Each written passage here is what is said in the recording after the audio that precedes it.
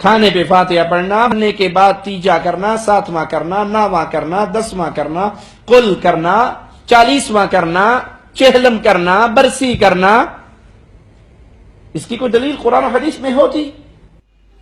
ہر سوال کا جواب ہے. تم مجلس کیوں کرتے ہو، میلاد کیوں کرتے ہو، سبیل کیوں کرتے ہو، چادر کیوں چڑھاتے ہو، عرس کیوں کرتے ہو، روزے پہ کیوں جاتے ہو، سب کا ایک جواب. میں نے چھوڑوں گا نہیں. بہت مزہ لوٹ لیا.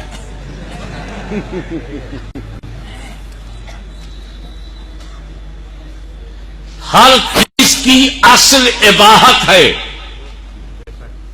Everything is jaiz in Islam except which is prohibited by Allah Almighty or His beloved Prophet.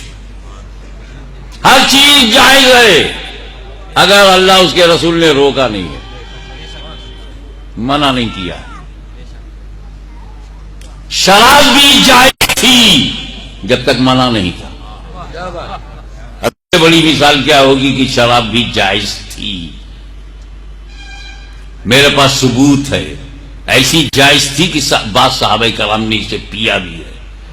ثبوت ہے میرے پاس. جب جائز ہے تو اس میں اعتراض کیا؟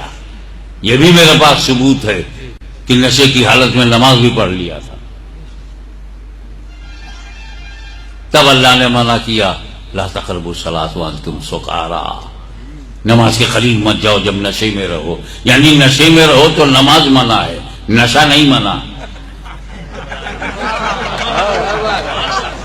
پھر نبی نے نشہ ہی منع کر دیا.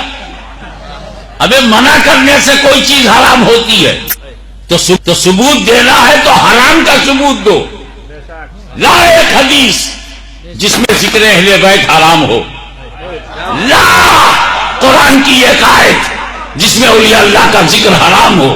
لا جس میں فاتحہ حرام ہو، عرس حرام ہو، چادر حرام ہو، گاگر حرام ہو. اور اگر اللہ نے نہیں روکا، رسول اللہ نے نہیں روکا تو تو جیسے ملا نے کیوں ٹوکا؟ بس ہم ہی سے پوچھو کہ دکھاؤ، تم بھی دکھاؤ کہاں حرام ہے. جو چیز اللہ نے حرام نہیں کیا اسی میں ہم نے حرام کیا. اسی لیے میں نے ایک ایسی آیت کی تلاوت کی. ایک ایسی آیت جو بہت اہم ہے. اہدنا الصراط المستقیم بہت اہم ہے. اتنی اہم ہے، اتنی اہم ہے کہ کیا بتاؤں کہ اتنی اہم ہے. بھائی اسی سے اندازہ لگا لو کہ کوئی بھی مسلمان کہلانے والا ایک رکعت نماز نہیں پڑھ سکتا اگر اسے نہ پڑھے. ایک رکعت بھر کے نہیں رہو گے اگر اہدنا الصراط المستقیم نہیں پڑھو گے. کیوں؟ کیونکہ یہ سورہ فاتحہ کی آیت ہے. کون سی سورہ کی؟ اور سورہ فاتحہ پڑھنا ہر رکعت میں فرض ہے. تو آپ بولے واجب ہے. دونوں صحیح ہے. شوافع کے نزدیک فرض ہے، احناف کے نزدیک واجب ہے، یعنی سب کے نزدیک کمپلسری ہے. تو فاتحہ پڑھنا ہر رکعت میں ضروری ہے. ہر رکعت میں کیا پڑھنا؟ اب تو فاتحہ سے انکار نہ کرو.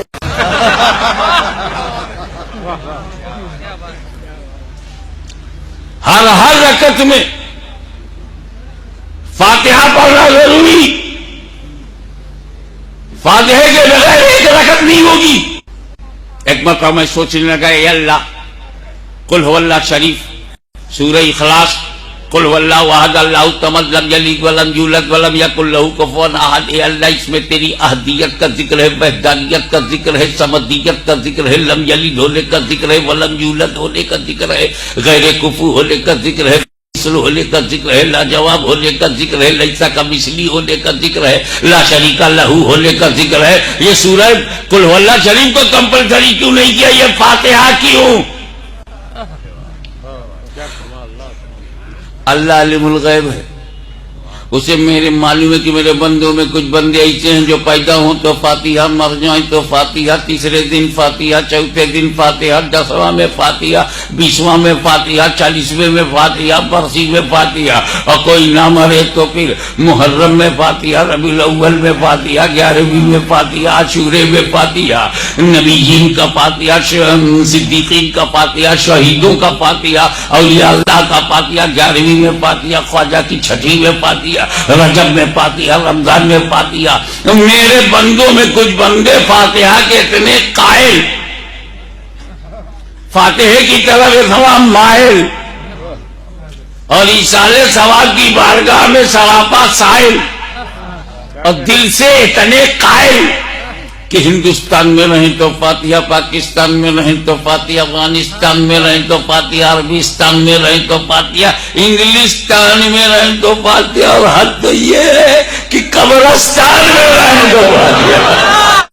مگر اسی اللہ عالم الغیب و شہادہ کو یہ بھی معلوم ہے کہ میرے بندوں میں کچھ بندے ایسے ہیں جو فاتحہ کا نام سنیں گے تو چہرے کا جغرافیہ بگڑ جائے گا، اچھا خاصا ترائی کا علاقہ تبت کا پٹھار بن جائے گا، بالکل ہی اچھا صاف ستھرا علاقہ نالا میں بدل جائے گا، چہرے کا جغرافیہ بگڑ جائے گا، چہرے کا جو فاتحہ نے اس کا نام سنتے ہی بگڑ جائے گا۔ یہ کہ بدعت، ابے بدعت کو قاعدے سے کہو بدعت، اردو بولنا نہیں آتا فتوا دے رہا ہے، ارے جاہل مولوی ہو۔ بدعت، جغرافیہ بدل جاتا، تم فاتحہ نہیں پڑھو گے، تمہاری حیثیت کیا ہے؟ میری بنائی ہوئی زمین پہ چلتا ہے، فاتحہ سے انکار کرتا ہے، میرے بنائے ہوئے آسمان کے نیچے رہتا ہے اور فاتحہ سے انکار کرتا ہے، میرے بنائے ہوئے سورج سے روشنی لیتا ہے اور فاتحہ سے انکار کرے گا، میرے بنائے ہوئے چاند کی چاندنی میں نہاتا ہے اور میرے فاتحہ سے انکار کرے گا، تو میری دی ہوئی عقل کا غلط استعمال کر رہا ہے، میری دی ہوئی دولت کا غلط استعمال کر رہا ہے، میں فاتحہ نہیں کروں گا تو سن، یہ تو ہو سکتا ہے کہ تو اپنے مکان میں فاتحہ نہ پڑھے، تو اپنی دکان میں فاتحہ نہ پڑھے، تو اپنے اجتماع میں فاتحہ نہ پڑھے، تو اپنے دارالعلوم میں فاتحہ نہ پڑھے، تو اپنے مدرسے میں فاتحہ نہ پڑھے، تو اپنے ماحول میں فاتحہ نہ پڑھے، لیکن سن، جب تو اپنے گھر میں فاتحہ نہیں پڑھے گا تو میں تجھے تیرے گھر سے اٹھا کر اپنے گھر میں لاؤں گا، فجر میں 4 فاتحہ پڑھواؤں گا، ظہر میں 12 پڑھواؤں گا، عصر میں 8 فاتحہ، مغرب میں 7، اور سونے نہیں دوں گا جب تو 17 فاتحہ نہ پڑھ۔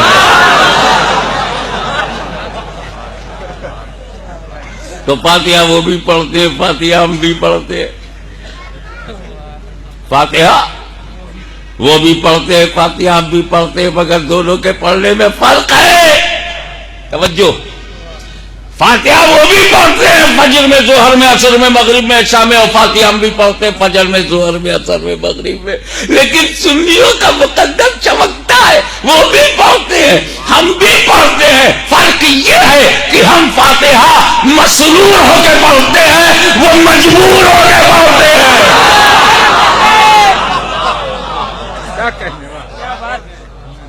اہدنا صراط المستقیم سورہ فاتحہ کی آیت ہے۔ اچھا یہ بتائیے، یہ جو قرآن اس نشاد گنج کے علاقے میں قرآن ہے، یہ کہاں سے شروع ہوتا ہے؟ کس سورے سے؟ سورہ فاتحہ سے۔ اور پورے لکھنؤ میں سورہ فاتحہ میں۔ یہی قرآن ہر جگہ ہے نا، دارالعلوم دیوبند میں بھی ہے، کہاں سے شروع ہے؟ نظرۃ العلماء میں بھی ہے، کہاں سے شروع ہے؟ دارالعلوم وارثیہ میں بھی ہے نا، کہاں سے شروع ہے؟ یہ مولوی عبدالشکور کے گھر میں بھی تو ہوگا، کہاں سے شروع ہے؟ مولوی عبدالاول، عبدالسلام، ان کے گھروں میں بھی تو ہے، میرے گھر میں جو ہے وہ کہاں سے شروع ہے؟ میں تو سب یہ بتا رہا ہوں کہ گھر گھر میں جہاں قرآن ہے سب کہاں سے شروع ہے؟ ابے قرآن فاتحہ سے شروع ہوا تو کچھ بولا نہیں، اب مسلمان فاتحہ سے شروع ہو گیا تو طبیعت خراب ہو گئی۔